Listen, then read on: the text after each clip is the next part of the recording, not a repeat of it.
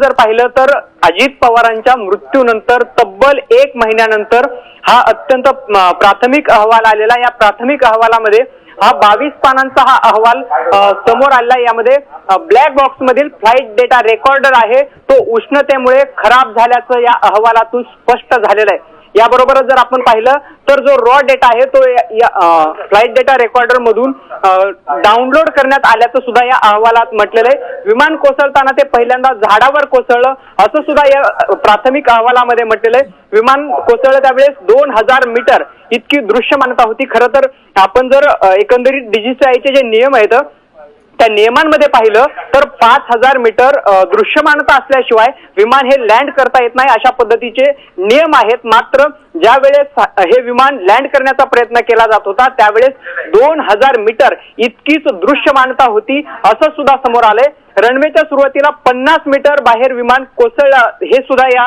प्राथमिक अहवालातून समोर आलेलं आहे। त्यामुळे एकंदर आपण पाहिलं तर या 22 पानांच्या प्राथमिक अहवालातून जो चौकशी अहवाल जो आहे यातून जी माहिती समोर आली ती अत्यंत धक्कादायक आहे।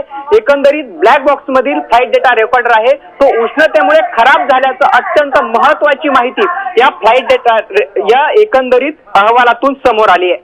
अगदी